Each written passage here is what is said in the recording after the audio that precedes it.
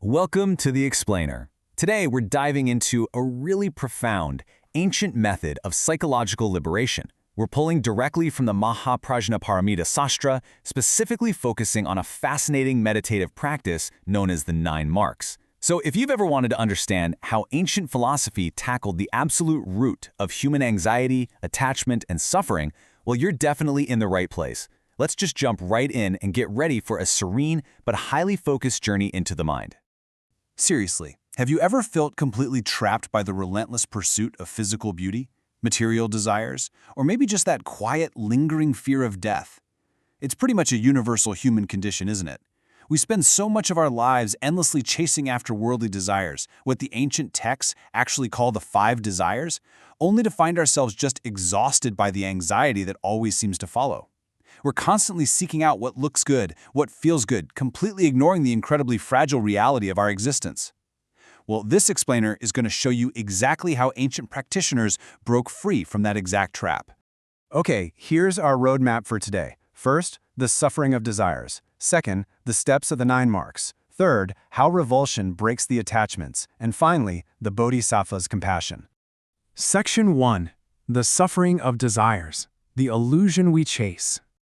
Before we can really understand the cure, we have to deeply understand the illness. The texts describe us as being utterly blinded by those 5 desires I mentioned, drawn to the superficial layer of reality like a moth to a flame. And the source text offers this really uncompromising reality check. It says, death comes regardless of wealth. No one is exempt. No prayers can save you. No deception can help you escape. It's heavy, right? But it's totally meant to be. The ancient philosophers recognized that we humans live in this state of willful ignorance. We know, intellectually, that we're mortal, yet we obsess over our bodies as if they're going to last forever. This text insists on grounding us in the unavoidable reality of life's impermanence. You literally cannot buy your way out, and you can't talk your way out either. So we have this massive core conflict. On one hand, you have the illusion, the attachment to a slim waist, a beautiful face, soft skin, that alluring presence. This is what society values, right? It's what drives so much of our daily action and, frankly, our anxiety. But beneath all that alluring presence lies the reality, a temporary biological vessel destined for inevitable decay. The text argues that we are constantly fooled by this, what they bluntly call a flesh bag, prioritizing temporary biological aesthetics over lasting spiritual truth. The 9 marks meditation wasn't just abstract philosophy. It was designed specifically to shatter that illusion of beauty by forcing the mind to directly confront the underlying reality. Moving on to Section 2, Steps of the 9 Marks, the Confrontation. This practice is a highly structured, operational mental exercise. It's a deliberate, step-by-step confrontation with physical decay. Traditionally, a practitioner goes to a quiet place, like a forest or a burial ground, and visualizes or literally observes the biological breakdown of the human form. Step 1 is swelling. The text vividly describes the body expanding like a leather bag filled with wind, losing all its former shape. Step 2 is rupture, where that physical boundary actually breaks. Step 3 is blood smeared, and Step 4 is pus rot. Now, why on earth are we looking at this? The key takeaway here is absolutely not to induce horror just for the sake of horror.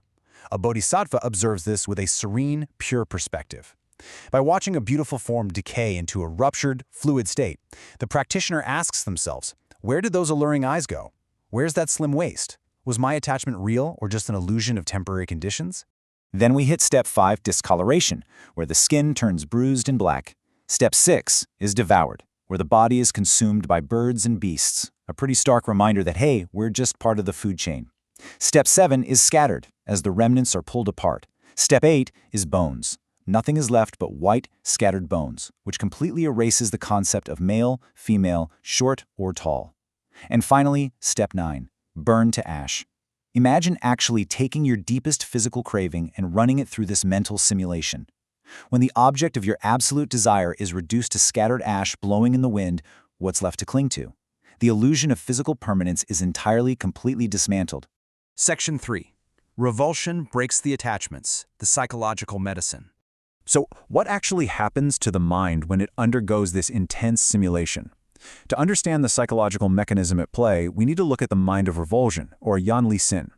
Now, when you hear the word revulsion, you probably think of depression or negativity, but the source text makes it crystal clear this is a clarifying psychological awakening. It's actually, think of it more like an antidote. It's a clinical, precise medicine used specifically to overcome those 5 desires we talked about. When you see the reality of the ash and the bone, the false glamour of the world just drops away. You aren't depressed, you're suddenly radiantly awake to the truth. You are no longer easily manipulated by lust, anger, or the ignorance that binds you to worldly anxieties. So what exactly does this medicine cure? Well, the text details 6 specific human attachments that the 9 marks systematically destroy. First, we detach from color and complexion, the glow of the skin. Second, physical features and figure. Third, postures and movements, like the graceful way someone walks. Fourth, voice and speech. Fifth, touch and softness. And sixth, the very concept of a person, the whole idea that there is a permanent, inherent self inside that physical shell. By watching the 9 marks unfold, the practitioner realizes that every single one of these 6 traits is completely temporary. The physical features melt away, the voice goes silent, the softness turns to bone. The craving is cut off from absolutely every possible angle. And this triggers a profound psychological chain reaction. When you truly realize the body's impermanence through the 9 marks, your craving and lust drop. And because you aren't fiercely coveting and protecting physical things anymore, your anger ceases.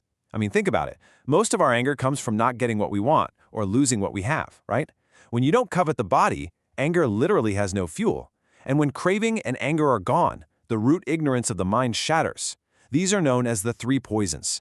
The 9 marks practice is the ultimate cure for the whole shebang. Finally, Section 4, the Bodhisattva's compassion, the ultimate perspective. Now you might be wondering, if the physical world is just decay and ash, why engage with it at all? Why do the great spiritual masters, the Bodhisattvas, undertake such a dark and stark meditation? Well, the text answers this beautifully. Like a person taking pity on the sick, mixing various medicines to cure them, the Bodhisattva acts with a mind of great compassion. The Bodhisattva doesn't do this practice because they hate the world, not at all. They do it out of supreme, selfless love. They see humanity suffering, crying over aging, fighting over physical desires, and dying in anxiety. To cure this sickness, the Bodhisattva becomes a master physician. The 9 marks is simply a bitter medicine mixed specifically to cure the disease of our physical attachments. And this right here is the ultimate wisdom we take away from the text. All phenomena are ultimately empty. The Bodhisattva knows that. In the grandest view of the universe, the body is not actually impure any more than it is pure. It simply is. The 9 marks of decay are just an operational tool. They're a temporary, compassionate raft built to help us cross the sea of suffering. Once you've used the raft to cure your illusions, to conquer your lust and your anger, you don't just carry the raft around with you. You arrive at a state of pure, untethered liberation.